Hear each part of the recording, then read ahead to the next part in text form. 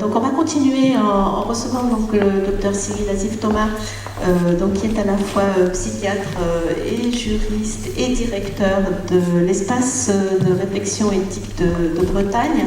Donc il va traiter pour nous et avec nous de la dimension éthique de ce sujet, partage d'informations. Je dois dire que je trouve ça formidable d'avoir dans ce type de journée de réflexion et professionnelle cette participation de la dimension éthique, on peut dire, en marchant, en avançant, puisque trop souvent on voit l'éthique appelée à la rescousse quand on ne sait plus, on est bloqué, qu'est-ce qu'on peut faire, ça va pas. Mais si on repensait aux valeurs qui fondent notre activité, ce serait pas mal. Donc effectivement, embarquer la dimension éthique dans une réflexion dès le départ, c'est fondamental.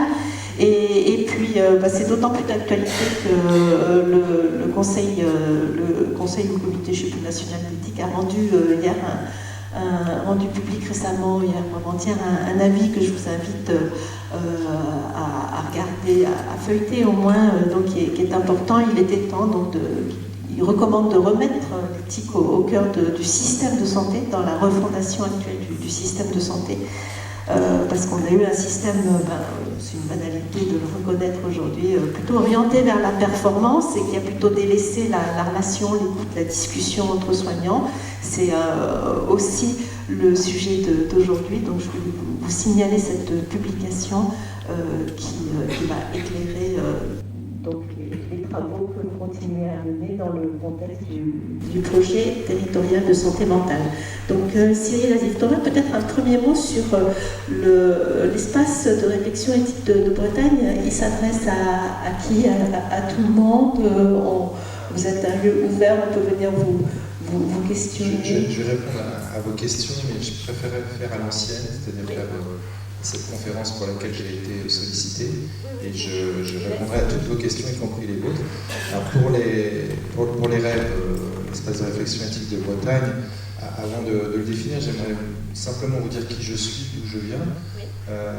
J'ai eu comme maître en psychiatrie Édouard Zarifian, qui était un des plumes de Simone Veil à l'époque où elle était ministre de la Santé, et qui a écrit beaucoup dans le champ de la psychiatrie, bien évidemment, mais aussi dans le champ de la démocratie sanitaire. Et en tant que jury, j'ai été élève de Marie-Laure Moquet-Roger, qui est professeure de droit public à Rennes 1, qui a été la directrice de la thèse de droit qui portait sur la liberté de choix des personnes faisant l'objet de soins psychiatriques. Alors pour l'espace de réflexion éthique régional, notamment celui de Bretagne, c'est une instance qui a été créée par la loi de santé publique de 2004 et le décret de 2012, et qui a été validé et posé administrativement parlant par le directeur de l'ARS et les directeurs des CHU de Rennes, de Brest et les présidents d'universités respectifs en 2014. Et cet espace de réflexion éthique régionale faisait suite à l'espace de Bretagne occidentale, de réflexion éthique, qui avait mis en avant Jean-Michel Boltz, qui était mon prédécesseur et donc qui a été le premier directeur de l'espace de réflexion éthique de Bretagne. Donc les MR sont les correspondants régionaux du Comité consultatif national d'éthique. Et vous savez que dans la dernière loi de bioéthique de 2021, d'août 2021, les RR ont gagné des galons, si on peut dire, pour l'animation des débats éthiques en région. Et on a été particulièrement, et on est particulièrement sollicité, vous entendrez parler de nous, jusqu'en fin 2023 sur les débats éthiques autour de la fin de vie, avec plusieurs actions qui sont mises en place dans toute la Bretagne, avec les professionnels de santé, mais aussi avec la société et le civil. Alors, comme j'ai beaucoup de diapos, je vais peut-être un peu vite, puis je vais passer certaines pour essayer d'aller à l'essentiel. Simplement vous dire qu'on est dans une bascule anthropologique que notre collègue avocate en santé numérique symbolise quelque part, c'est-à-dire cette question de la révolution numérique, qui est finalement cette quatrième révolution qui succède aux premières révolutions qui ont été celles de la révolution de l'hygiène, du début du XXe siècle, fin 19e, la révolution médico-chirurgicale avec vraiment l'action curative qui a permis l'accès à la chirurgie, aux antibiotiques, aux méthodes curatrices, et puis la révolution de l'information propre, c'est-à-dire l'information de qualité, une information qui soit vraiment accessible à tous et compréhensible par tous. Notre code de déontologie médicale parle d'information claire, loyale et appropriée. Et vous voyez que déjà en 2011, un de nos professeurs de gériatrie disait, pour ce qui est de la santé, le XXe siècle a échoué à produire des citoyens éduqués dans les démocraties modernes. Donc voilà, dont acte. Peut-être que ce type d'action aujourd'hui participe à l'éducation à la santé, à la promotion de la santé, et j'espère qu'on aura plein de questions. En tout cas, avec les RR, nous travaillons beaucoup sur l'opinion citoyenne, et nous avons confiance dans cette capacité d'éducation à la santé, cette capacité informationnelle chez nos concitoyens. Alors je vais passer très vite, simplement vous dire que la psychiatrie s'est séparée de la neurologie en 1968, c'est ce qu'on appelait auparavant la neuropsychiatrie, et un des grandes figures de l'éthique, Henri Verluc, avait beaucoup travaillé sur cette question de l'éthique psychiatrique. Bon, j'ai pas le temps de développer, j'y reviendrai peut-être une autre fois pour une autre journée. L'éthique médicale est faite de principes et de préceptes. En tout cas, on essaie de développer avec nos journées régionales de formation à l'éthique tous les ans qui ont lieu soit à Rennes, soit à Brest, en lien avec le diplôme universitaire d'éthique des différentes universités. Donc 2 jours par an, nous essayons vraiment de donner le goût de la démarche de réflexion éthique, et nous avons à chaque fois beaucoup d'intervenants de qualité qui nous permettent de comprendre ce qu'il en est. Alors les sages de nos différentes traditions, que ce soit la tradition catholique, bouddhiste ou autre, nous disent qu'il faut essayer de lâcher nos obscurcissements mentaux, de nous défaire de nos toxines mentales, et ça fait aussi partie de l'hygiène, on va dire, mentale, mais aussi de l'hygiène finalement spirituelle. Alors, les repères éthiques, des collègues les ont déjà travaillés avant moi, bien entendu, ou pas très loin de moi, ici Samy Richard, qui travaille à l'Hôtel Dieu de France de Beyrouth, et qui nous dit bien de faire très attention à l'image des malades mentaux. Et on sait que dans les projets territoriaux de santé mentale, un des axes forts, c'est la déstigmatisation des personnes faisant l'objet de soins psychiatriques. C'est extrêmement important toujours d'avoir ça en tête quand on parle de psychiatrie. Alors les préalables au partage d'informations, le 1, je dirais, c'est un préalable éthique, comme pour toute autre démarche soignante. Il s'agit de rendre au malade sa place de sujet vulnérable. Parce que l'attention à l'autre crée de l'humain. Il faut toujours replacer ce partage d'informations dans cet objectif éthique, parce que ça fait partie de la relation de confiance, et l'information mobilise nécessairement la confiance. J'ai bien aimé, M. Négrier, votre expression d'interconnaissance. C'est extrêmement important aussi de la mettre en valeur. Alors l'éthique dans cette affaire est l'esthétique du dedans, c'est-à-dire la mise en valeur de la relation je-tu. Et ça nécessite plus qu'un échange d'opinions, puisque l'éthique propose une démarche où chacun devrait pouvoir se positionner de manière indépendante, mesurée et responsable. Et c'est important même, et surtout en psychiatrie, d'avoir ce crédit au consentement du patient, et d'avoir ce crédit éthique qu'on peut lui accorder, à se dire qu'il peut se comporter de façon indépendante, mesurée et responsable. On espère aussi que les soignants sont à la hauteur de cette triple mission. Des repères éthiques liés au respect des droits des patients, je vais aller très vite puisque ma collègue juriste en a parlé. Évidemment, l'autonomie des patients et ce fameux recueil du dépôt précieux du consentement.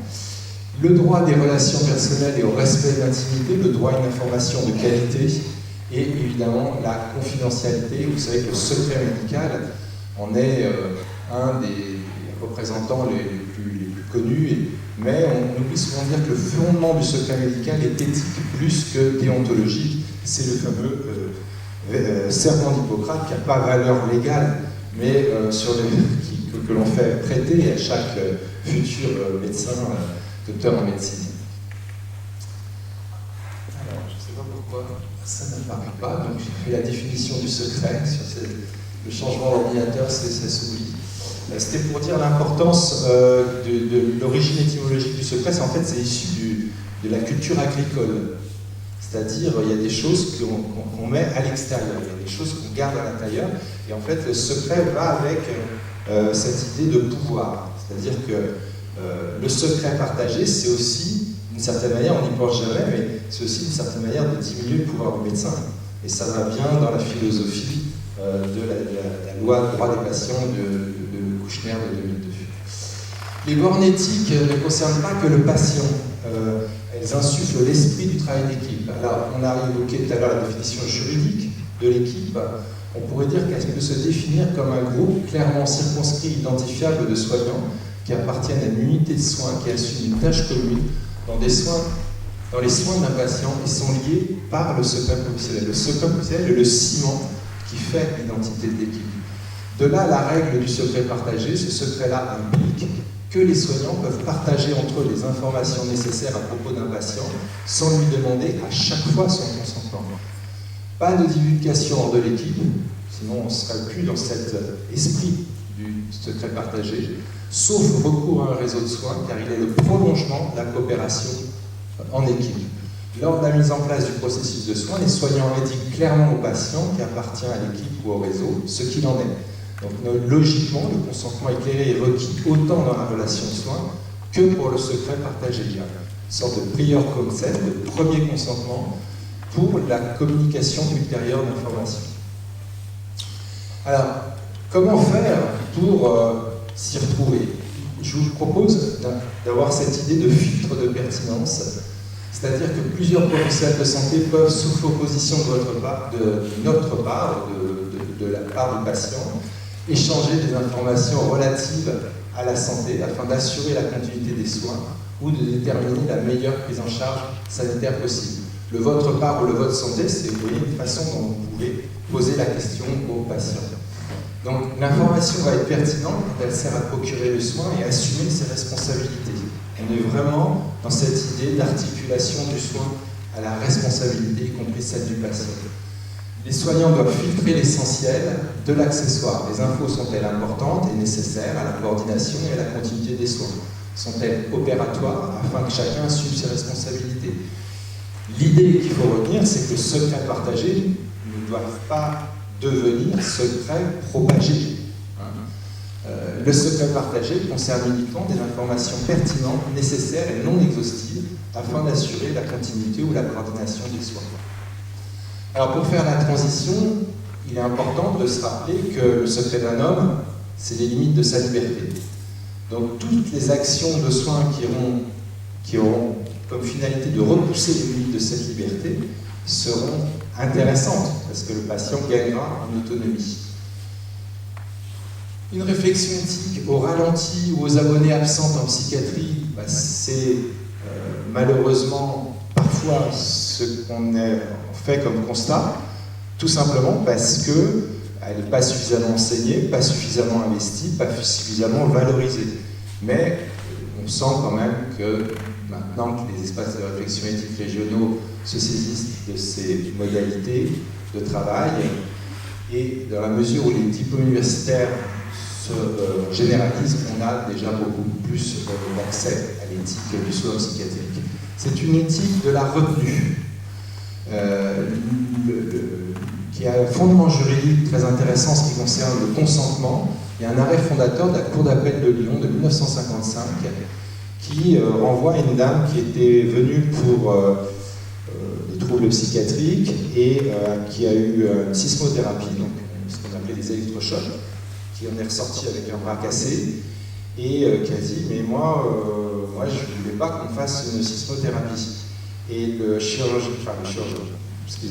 psychiatre, parce que je pense à l'arrêt de Tessy en même temps, j'ai référence à un chirurgien, le psychiatre avait dit mais je n'avais pas besoin de lui dire explicitement qu'il y avait une sismothérapie parce qu'elle est venue à la clinique. Donc si elle est venue à la clinique, c'est qu'elle était d'accord.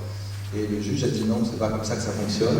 Le consentement, c'est vraiment un recueil bien particulier qui montre que la personne a bien compris ce qu'on allait lui faire, et c'est donc bien compris ce qu'on allait lui faire, ça suppose un partage soigneux d'informations. C'est vraiment cet arrêt-là qui permet de dire il y a avant, il y a après, en ce qui concerne le partage d'informations et la qualité du consentement. Plus récemment, juste pour vous donner le goût du droit de la psychiatrie, en ce qui concerne le partage d'informations, vous avez effectivement un arrêt fameux, très intéressant et très pertinent de la Cour d'appel de Douai, vous voyez les locaux à droite, où il s'agit d'une patiente qui était arrivée de mémoire en péril imminent, donc en soins sans consentement en péril imminent, qui n'a pas eu la possibilité d'avoir son portable à disposition, qui était en instance de divorce de son mari. Et comme vous le savez, le directeur d'établissement a obligation dans les 24 heures de chercher un tiers, un proche qui puisse éventuellement faire jouer son droit, de dire bah voilà, cette personne, je la connais, c'est pas normal qu'elle soit hospitalisée parce que c'est pas légitime comme solution médicale, et qu'il puisse donc saisir le JLD. Et là, le directeur ou l'adjoint du directeur ou la personne qui est déléguée pour cette tâche par le directeur a appelé le mari qui a dit « Ah, oui, c'est bien, gardez-la, je peux en entendre parler, elle est très bien à l'hôpital. » Et donc, contentieux, et là, le juge dit que non, le non-respect du fait que la personne a droit à ce partage de qualité de l'information concernant ce qui lui arrive à un proche n'a pas été respecté ici. Le chef d'établissement aurait dû en conséquence avertir les parents ce que voulait en fait faire la patiente. Donc le juge a retoqué la décision du directeur et la décision du JLD. Vous voyez, le non-respect de cette exigence légale afférente à la vie de la famille porte nécessairement atteinte aux droits de la patiente, car elle n'a plus, faute d'avoir par devers elle un téléphone portable, avertir ses parents que quelques jours plus tard. Juste pour vous rappeler que dans les soins sans consentement, logiquement, en qualité de justiciable, le citoyen patient doit être informé de sa situation juridique, de ses droits, des voies de recours qui lui sont ouvertes et des garanties qui lui sont offertes en application de l'article en lien avec le JLD et l'audition devant le JLD. Autant vous dire que normalement, il devrait y avoir une acculturation juridique bien plus importante que ce qu'elle existe du côté des soignants en psychiatrie pour pouvoir assumer toutes ces missions. Donc on est largement en dessous de ce qu'on pourrait faire. Alors la question éthique, c'est quand est-ce qu'on doit dire, quand est-ce qu'on ne doit pas dire.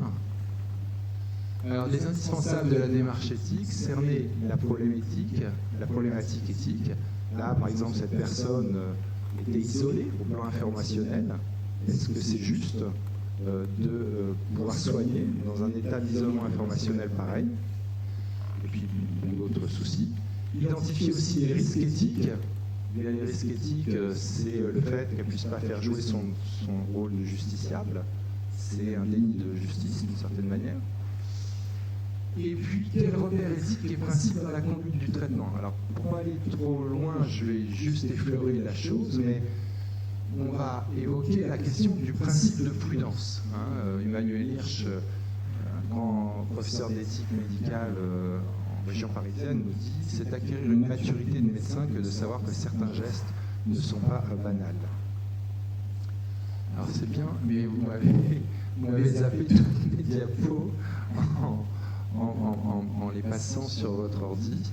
Donc vous avez au moins le principe de prudence avec la jolie statue de la prudence. La question de la prudence est centrale. Je pense que ça va faire pareil pour toutes les diapos. Voilà, merci. On va revenir à l'ancienne. Donc la question de la prudence, ça pose un tas de questions. C'est-à-dire qui, quoi, comment, pourquoi. Est-ce qu'on doit dire telle information, à qui on le dit, pourquoi on le dit, et puis est-ce que c'est le bon moment pour le dire, est-ce qu'on est dans le lieu approprié. Vous aviez un professeur de pédagogie médicale qui avait écrit un livre tout à fait remarquable qui disait « How to break the bad news », comment casser les mauvaises nouvelles. C'est-à-dire comment vous allez dire à un patient qu'il est en soins sans consentement, ce qui n'est pas forcément une bonne nouvelle pour lui. Comment vous allez dire aux proches que le malade que son conjoint, par exemple, fait une dépression ce qui n'est pas forcément une bonne nouvelle pour lui. Comment vous allez dire à la patiente que c'est important de continuer sur le traitement antidépresseur alors que son mari lui explique que ce sont des cochonneries? Voilà, vous avez une prudence pour le dire, parce que si vous dites votre mari dit n'importe quoi, vous attaquez le lien au conjoint. Peut-être qu'en fait le mari, quand il dit ça, c'est parce qu'il est déçu que sa femme n'aille pas mieux et ne se rétablisse pas plus vite.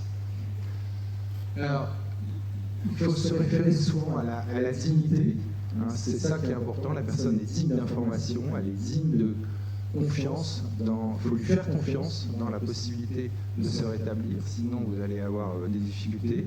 Il faut surtout s'autoriser à travailler la question éthique, et notamment dans le cadre de l'éthique de la discussion, chère à Habermas.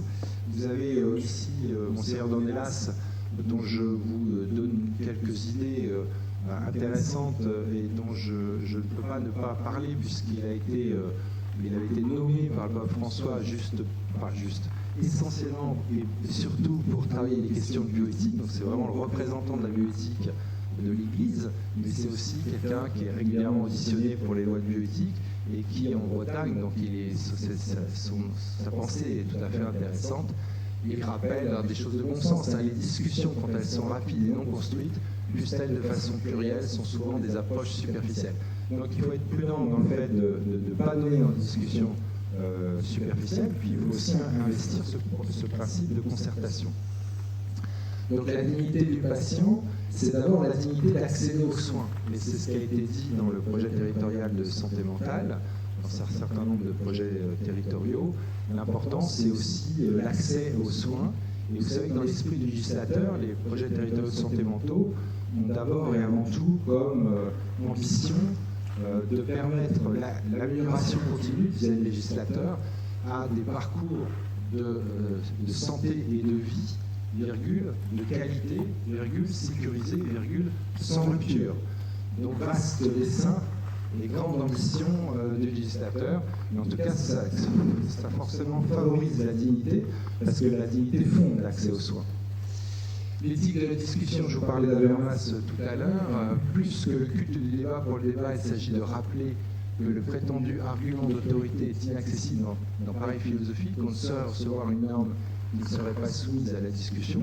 C'est le sens éthique du partage d'informations, hein, pour éclairer le patient afin qu'il puisse consentir, mais aussi parce qu'il est autant important que les dents familiales, que la personne de confiance, et il est même plus important parce qu'il est la principale personne concernée en tant que recevant des soins. Le devoir d'information de l'entourage du patient, on l'a effleuré tout à l'heure avec la loi Kouchner.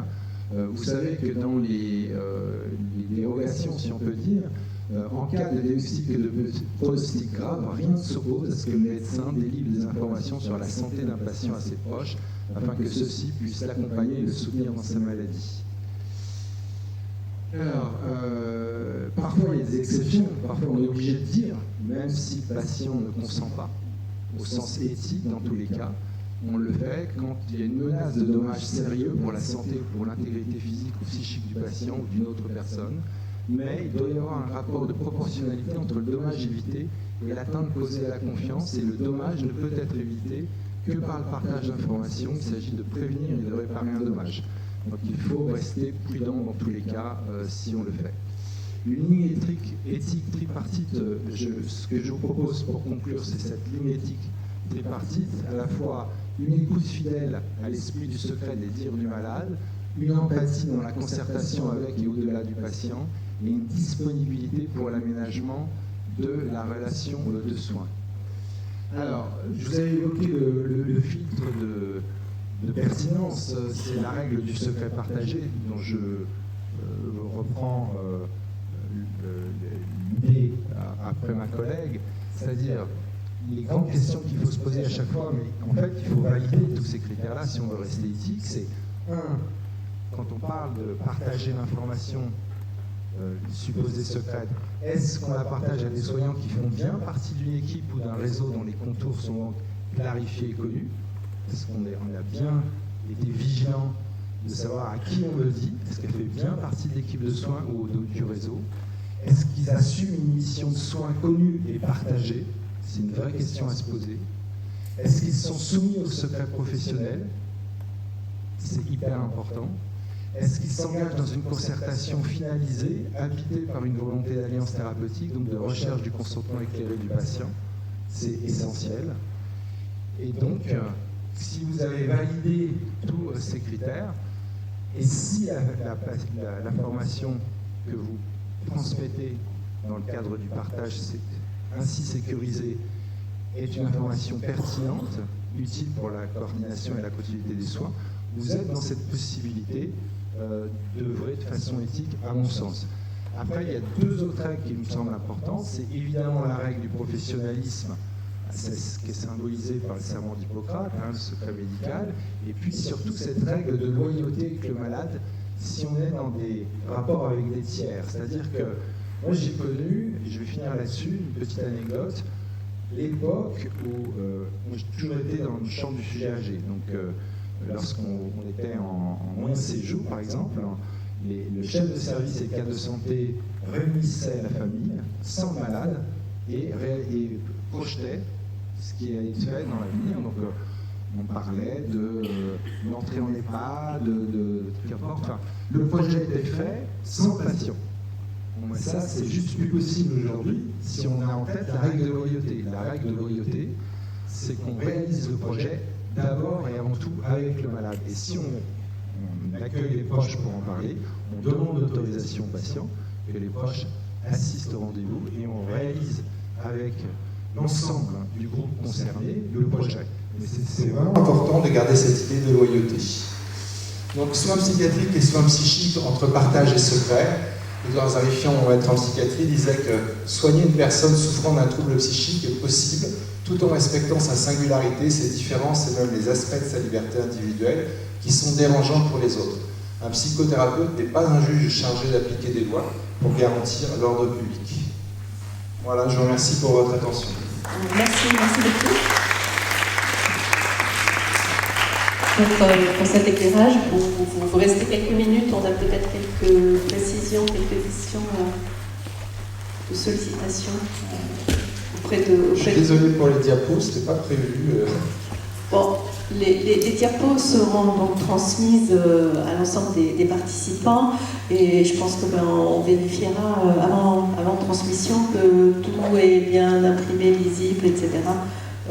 C'est les facéties de la transmission, pas interpersonnelle, mais cette fois la transmission du signal n'est pas toujours très bonne sur le plan électronique. Donc, oui, madame, oui.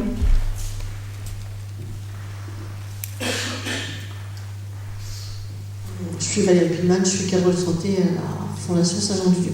J'ai une question sur le secret partagé qui me taraude un petit peu. C'est une précision que j'aimerais avoir sur les tiers.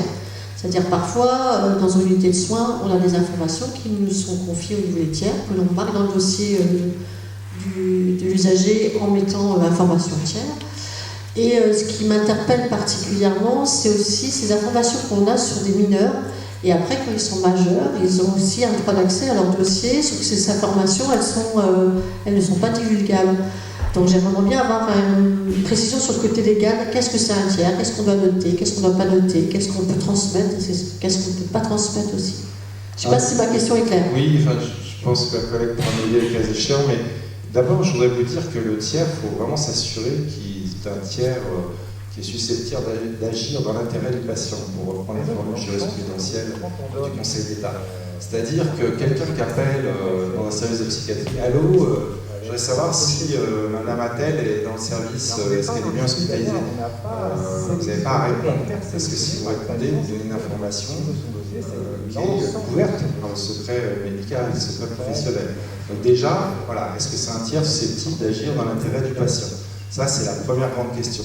La deuxième question, c'est que quand vous avez une demande qui m'est faite, par exemple, en tant que médecin, d'accès au dossier médical, normalement, les informations issues des tiers ne sont pas transmises au patient qui demande son dossier médical. Troisièmement, ça a été dit tout à l'heure par ma consoeur, on accède à tout dossier médical. Oui et non. Oui et non, mais elle a raison, dans le sens où quand on donne en réponse à cette demande d'accès au dossier une liste avec cochez ce que vous voulez, ben on n'est pas dans l'esprit de la loi, on n'a pas à sélectionner ou à faire sélectionner par le patient ce qu'il veut. S'il veut son dossier, c'est l'ensemble de son dossier. À ceci près, des informations divulguées qu'on a eues auprès des tiers. Alors après, la question de l'enfant, du mineur devenant adulte, je pense qu'une fois qu'il est adulte, il est dans le cadre du droit commun, qui est d'accéder au dossier, à l'ensemble du dossier.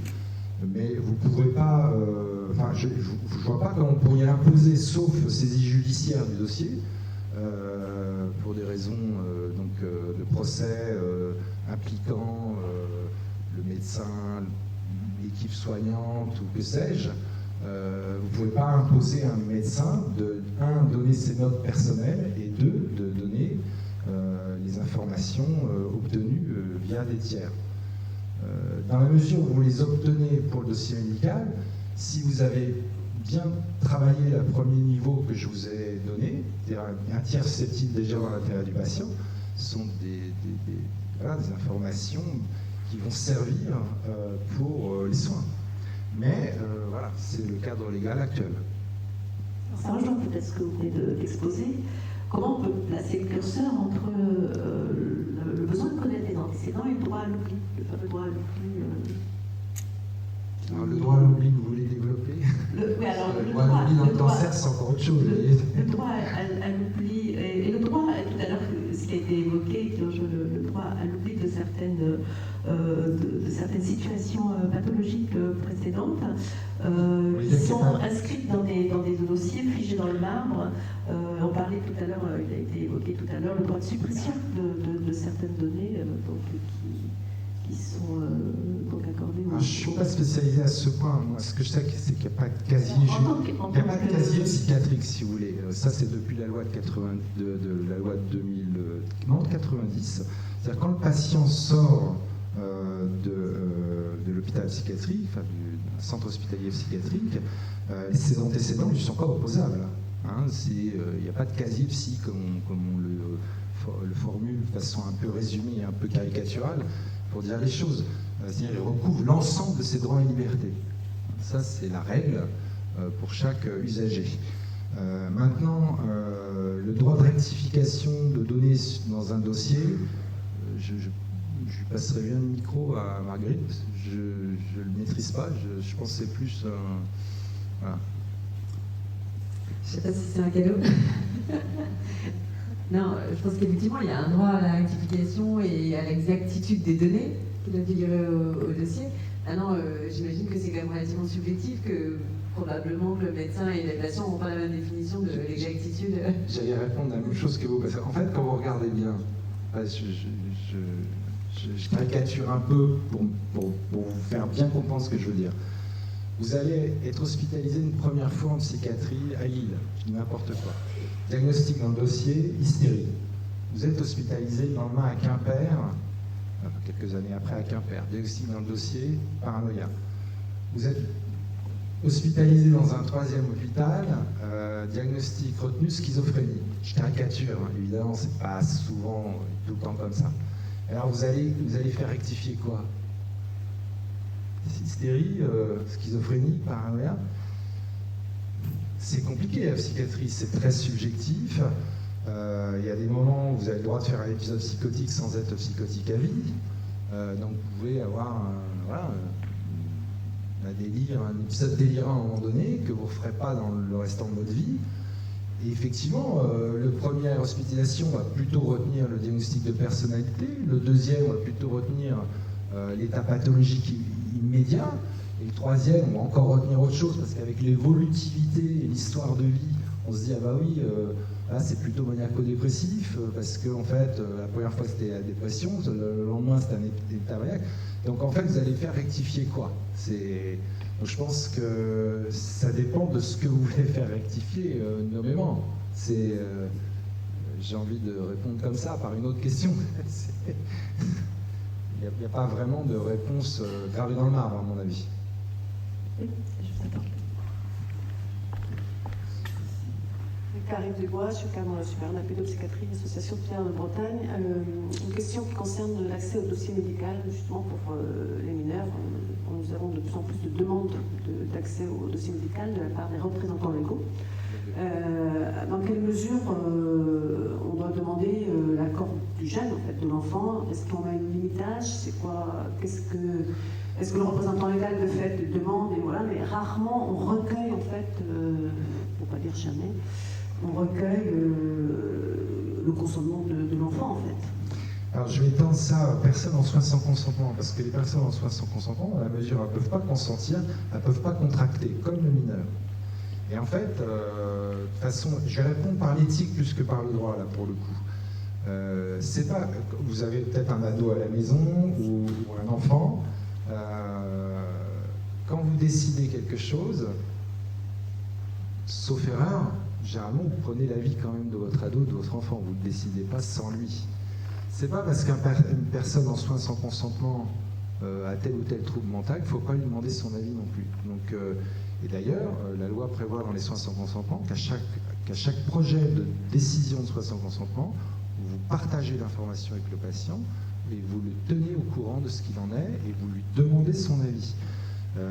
Pour les mineurs, c'est pareil. Alors, le truc, c'est que les mineurs, c'est un peu plus compliqué que ça, parce que vous avez cette situation de pré-majorité sanitaire. Le droit prévoit que les personnes qui vont devenir bientôt majeures peuvent aussi avoir des droits reconnus qu'ils n'ont pas lorsqu'ils sont enfants, par exemple. Donc c'est affaire de discernement pour chaque situation, et notamment pour ce qu'il en est de l'avortement, de choses comme ça. Donc c'est ou de contraception.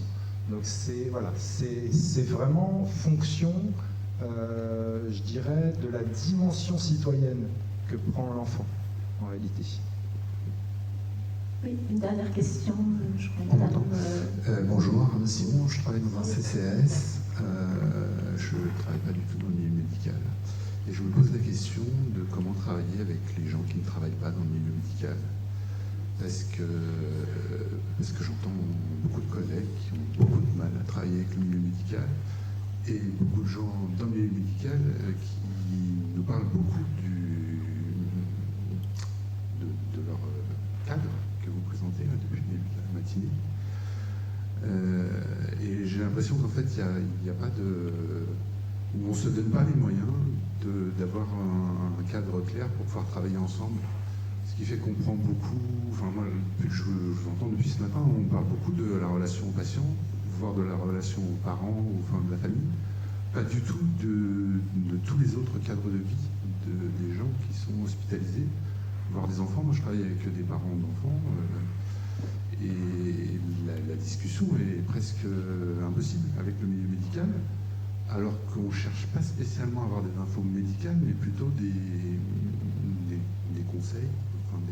Voilà, de savoir comment travailler avec l'enfant, dans mon cadre, mais ça peut être avec des adultes. Et souvent, j'ai beaucoup de collègues qui se plaignent beaucoup du milieu médical, parce qu'on ne sait pas en fait comment travailler avec les gens, parce qu'on n'a pas l'avis médical. On n'a pas l'avis médical. J'ai pas de recette, hein, parce qu'il y a médecin et médecin. J'ai envie de vous dire, ça dépend probablement du savoir-être et de la capacité à développer une atmosphère de confiance suffisante pour que chacun se détende et dise les choses qui doivent être dites au plan humain, parce que les médecins ne sont pas plus, pas moins humains que les autres. Donc, en fait, là encore, alors peut-être que, effectivement, l'arrivée des ordinateurs, quand vous avez un ordinateur entre vous et le patient, ou entre vous et les personnes qui travaillent avec les patients, à différents titres, que ce soit éducatif, social, médico-social, je ne sais pas, est-ce que ça a généré des difficultés supplémentaires de communication? Les médecins ne sont pas sélectionnés, clairement, vous n'avez pas tort, ils ne sont pas sélectionnés sur leur aptitude à communiquer. Ils sont sélectionnés sur des connaissances scientifiques, avec des années voilà, de travail académique et de concours qui valorisent plus la performance, là, pour reprendre le mot qui a été dit tout à l'heure, que le partage. Donc, c'est probablement une thématique qui pourrait intéresser les TSM, hein. Ils sont là aussi pour ça, de favoriser encore une fois, au-delà des soins, les parcours de santé, mais aussi les parcours de vie. Et je crois qu'il n'y a pas de réponse facile à donner à votre question, qui est une question simple, mais qui n'est pas simpliste.